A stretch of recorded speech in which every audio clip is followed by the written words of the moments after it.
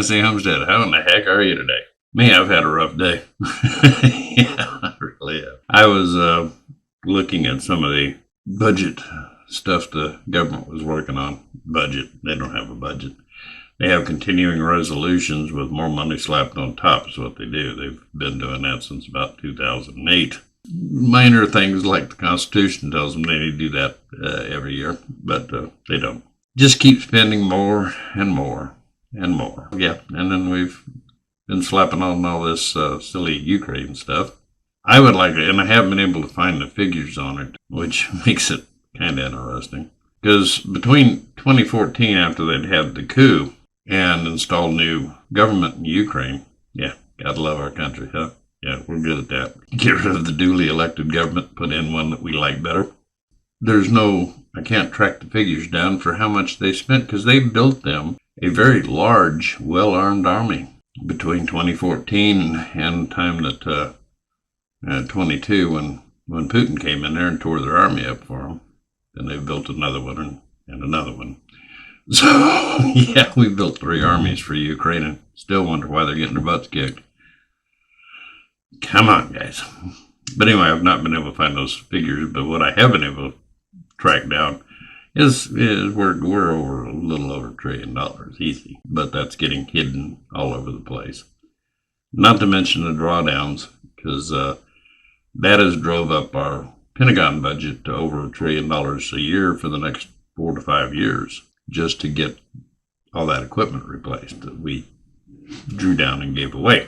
So that's been one of the things I've worked on today, and it was like, okay, they've hid this pretty well. Thought of something that Warren Buffett had said a while back when talking about government spending, and that is one simple law would make sure that the government kept their house in order. It said that if spending goes over 3% of GDP, then the entire Congress, House and the Senate, are no longer eligible for re-election. That'd work. A little accountability thrown at them kids. But I was listening to a group of Republicans that I found kind of interesting. They were nipping at little things. Not like, and maybe they don't realize that, we've come close to defaulting on the budget 3 times now this year. And there's a risk now, because it looks like Japan is going to have to take back and turn in those bonds, because their inflation's getting out of control and they need the money. And of course, Red China's going to keep turning theirs in, which could put us back in the negative bond turf again. Whew, be glad when this bond market season's over. Yeah, because it's not gone real well. We don't have, when they jumped that budget up to $1.7 trillion here a while back, they got the money, they printed it, but we haven't sold enough bonds to cover it. We're not looking. But I was listening to these boys nibble around the edges of this thing, and I'd done some checking a while back. Government offices. Our government offices out there, number one, most of them are only running anywhere from 3% to maximum, I think, let's see here, 6% occupied, because the federal government's allowing people to work from home. These office buildings are virtually sitting empty. That's amazing. But we also have empty office buildings, according to the GAO, a lot of them scattered around. But the funny thing of it is these government offices, I actually went out, and these ones that are totally vacant, that was because, they're older buildings, or they weren't the location they wanted them in, or wasn't close enough to their house, who knows, and leased new buildings. We're paying a lot of money out in leased buildings for people that we have empty buildings sitting around that they could work in. We're talking about that we're paying for these government buildings $511 million just in the upkeep of those buildings every year. You're talking about 24 office buildings. Yeah, that's a lot of money, folks. And for most of them to be 3, 4, 5, the most is 6%. And when you average it out amongst the 24, it puts them at about 6% worth of office space. There's a couple of buildings that have more people in them. It drives it up. You could cram all those folks into one building. Why haven't we done that? And sell the vacant buildings that are left out of the mess. I mean, these would be newer office buildings, and then the older ones we got sitting around, sell them too. Now, with commercial real estate being in the tank, we're not going to get a lot, but we'd get them off our back. We're not paying $5 million a year to take care of them. So that'd be a real quick no-brainer. The GAO has suggested that to them many times. Nobody wants to be the one to get rid of it. Then who knows, maybe somewhere down the road we might want it again. By the time they get around to wanting the building again, then we're going to be spending $10 billion on it, getting it fixed up. Talked earlier about doing something with the employees by cutting back. Minimum, I'm telling you, a minimum of 20% need to go. With the benefits and so forth, it would cut a lot down on our budget. What we need to do is get that budget down to such a point that they can live on tax money. They don't need to be printing money. Because if they don't do something quick, we, by chance, slide by the skin of our teeth this year, then they're going to run into the situation again next year. And we're having to deal with a lot of countries. And it's not just the BRICS nations. That's the saddest part of it. A lot of the African nations are doing it. France is doing it. The UK's even doing it. We've got Japan and several others that are kind of backing off of the dollar. Why? Because we use it as a weapon. Our government uses that to punish people.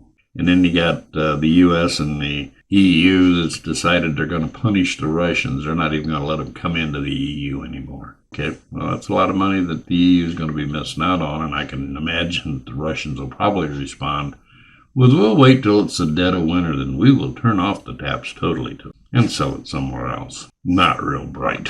Especially when you look at the fact Russia didn't have a lot of choice but to go into Ukraine. They were killing Russians. And they had negotiated 2 peace treaties, Minsk 1 and 2, and then the Budapest Agreement, that they had no intentions of keeping. The EU, the US, or Ukraine.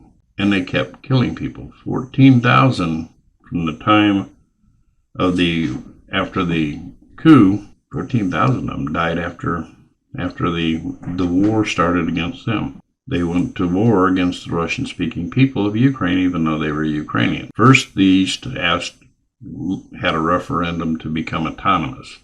Still part of Ukraine, but autonomous. And then when that didn't stop the shelling, then they were talking about becoming part of the Russian Federation. Russia was kind of standing on the borders and talking to Ukraine and NATO and the West, trying to see if they can't work something out to get this done. They even ran some troops into Ukraine for a few days to see if they could get them to think, whoa, Russia's serious. Maybe we need to sit down and talk. Didn't work. Now they got themselves a nice little war over there that has cost the lives of, I've heard different ones, but it sounds like there's somewhere between 350 and 400,000 dead Ukrainians. That's a lot of people. And now they're trying to round up more of the males that fled into Europe, and a lot of the European countries are telling them, no, we're not sending you back. And it looks like, from the reports I've read, Russia's getting ready to roll up their sleeves for probably a winter offensive if they get a freeze this year. If not, it'll probably be in the spring. And they're going to tear them up. You can't stop something like Russia. They can mobilize too many people. They have added an additional. If somebody's telling you that the Ukrainians are doing good over there, they're lying to you. Okay? Because they're not. They're really not.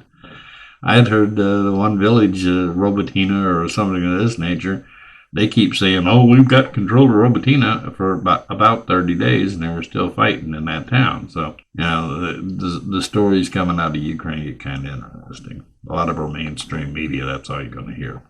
It's a sad situation, and I don't know how many civilians have died. I really don't want to know. The problem I'm seeing with this thing, if we don't stop it soon, and I'm afraid we can't really stop it, I don't think Russia's going to negotiate with the West anymore, and I can understand more.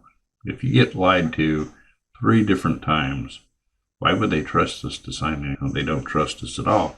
The world doesn't trust us. The sanctions and the nonsense that we have pulled, they're just quit using the dollar. And it's simple for them now. They're working between countries, and they're just not using our dollars for global trade. Well, that's how our dollar supports itself, and it's looking real bad. And the petrodollar is going down because now a bunch of the oil-producing nations, the bulk of them, are now in BRICS, and they are going to quit using the dollar to buy oil. When all this goes down, our monetary system is in bad shape. I hate to say it, folks, but we got some tough times coming. Getting our government under control is going to become very important. We have let these guys run amok for so long. Our founding fathers told us that to keep the republic, we're going to have to be an informed electorate. We have to know what's going on. We don't. Most voters don't have a clue. So if we don't pull our heads out of our tushes and start looking hard at these people and giving them the tough questions to answer, and if we don't like the way they answer them, don't vote for them, for God's sake. I don't care if they've got an R, a D, or a Twitter check mark next to their name. Use your head. These people are going to control your livelihood. We need to wake up, folks. We need to pay attention.